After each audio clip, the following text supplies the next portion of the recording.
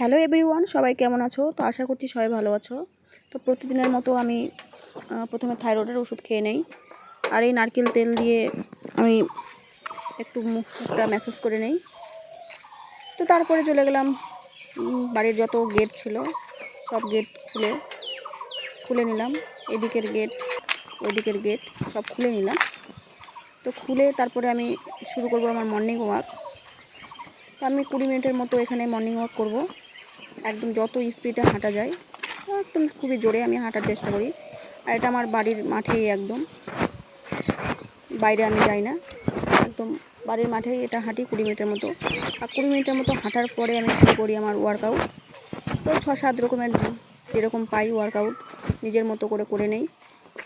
সত্যি কথা বলতে আমি সত্যি খুব উপকার পেয়েছি।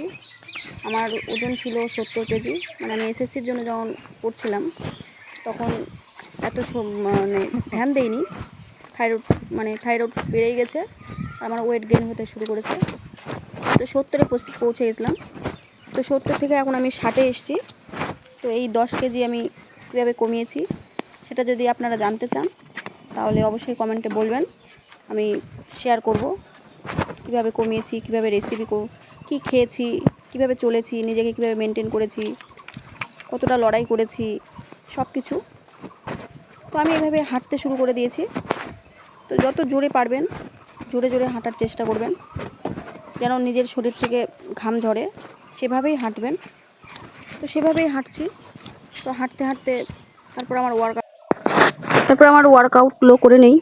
এটা আমি 6-7 রকমের ওয়ার্কআউট করি। তো আমি সত্যিই উপকার পেয়েছি। আশা করছি আপনারা যদি ফলো করেন তাহলে আপনারাও উপকার পাবেন যাদের থাইরয়েড আছে। তো আমি তারপরে সকালের স্কিন কেয়ার করে নিয়েছি। আর আমার এটা হচ্ছে ডিটক্স ড্রিঙ্ক, আমার স্কিন কেয়ার। তো দেখুন সকালের দৃশ্যটা কত সুন্দর লাগছে। যারা সকালে ওঠেন তারাই বলতে পারবেন এই দৃশ্যটা কত সুন্দর লাগে। আর যারা অলসের মতো শুয়ে থাকেন তারা তো বলতে পারবেন না। আর তার সাথে এই সূর্য ওঠা, গাছের ফাঁক দিয়ে সূর্য ওঠা খুব সুন্দর। তো তারপরে আমি পড়তে বসে যাই, আমার কিছুক্ষণ 1.5 ঘন্টার মতো পড়ি। তারপরে চলে আসি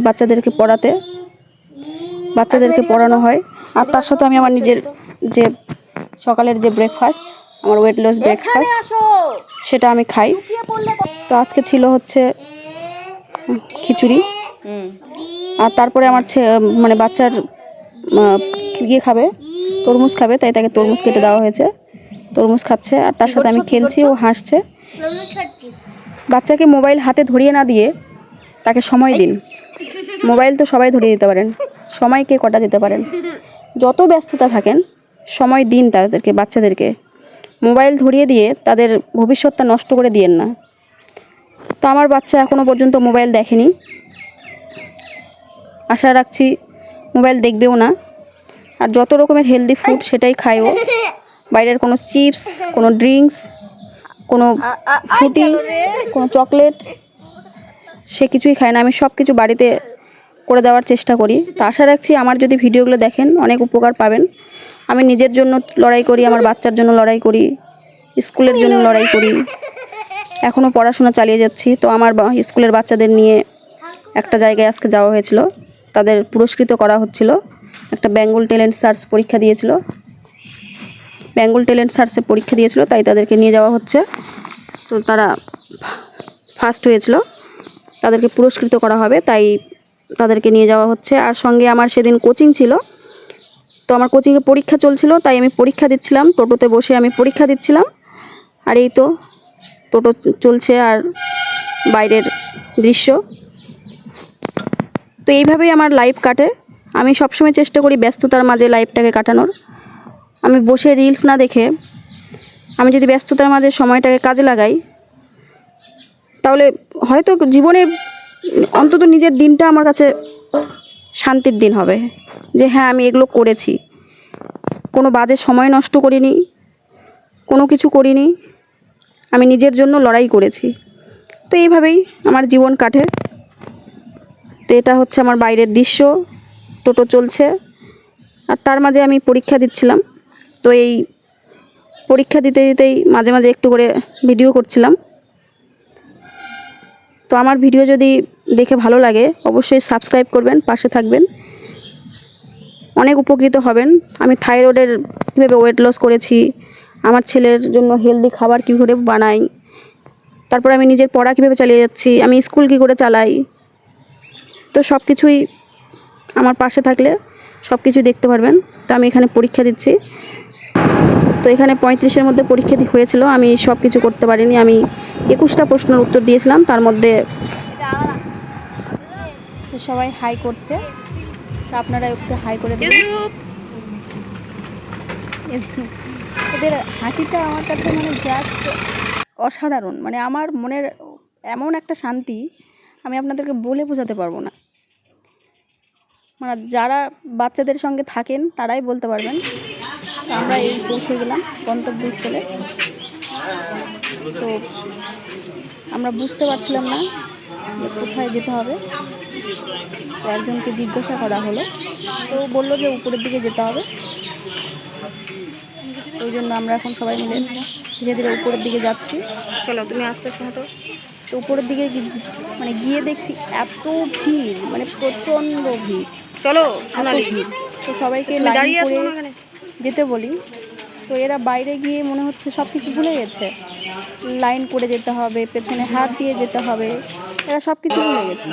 তো এই হচ্ছে এই মানে প্রতিযোগিতার যে প্রাইজ যে দিবে সেই অনুষ্ঠান প্রোগ্রামটা খুব সুন্দর করেছিল জিনিসটা। কিন্তু একটা জিনিস খারাপ করেছে, যেটা হচ্ছে ওদের প্রথমে এসি চলছিল না, এসি নাকি নষ্ট হয়ে গেছিলো। তো তার জন্য ওরা কোনো ব্যবস্থাই করেনি।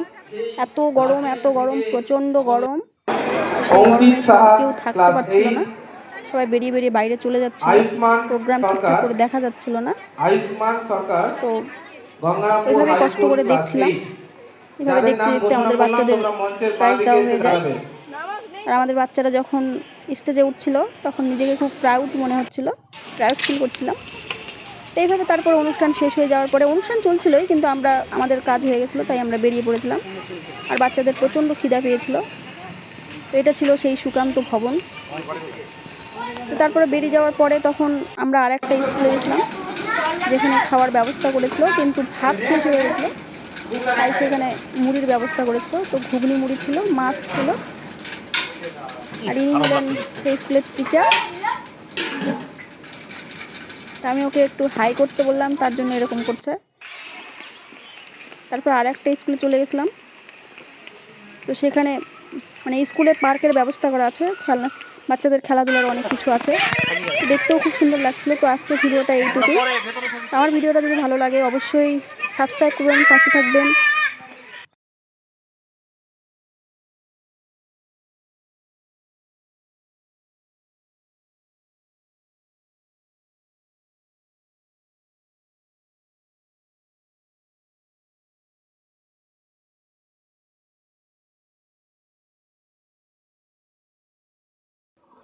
তো এই ছিল সেখানকার দৃশ্য, খুবই সুন্দর ছিল, ভালো আয়োজন করেছিল।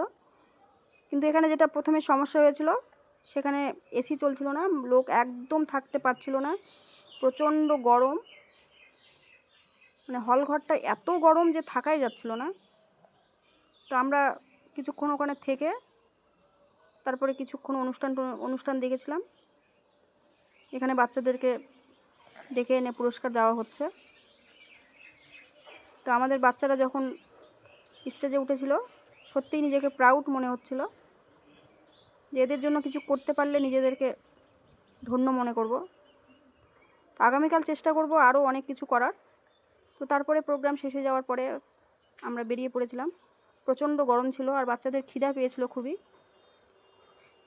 তো এই যে এটা ছিল সুকান্ত ভবন ছিল।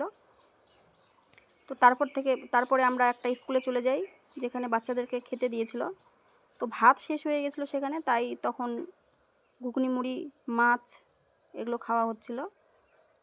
তো এটা ছিল এনআর স্কুলে যাওয়া হয়েছিল। এটা ছিল নর্থ ইস্টার্ন ইংলিশ একাডেমি।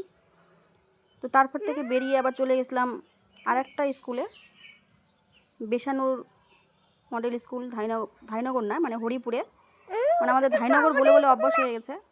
তো সেখানে এই সুন্দর করে এই পার্কটা তৈরি করা হয়েছে। বাচ্চারা একদম খুবই খুশি হয়ে যায় সেদিন।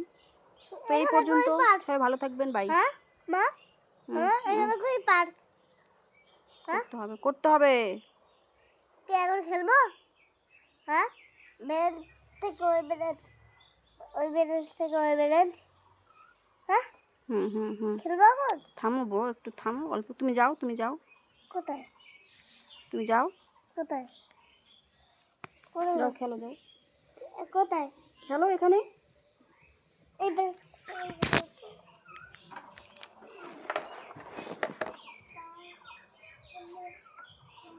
আমরা কিন্তু টেবিলটা চলে যাবো।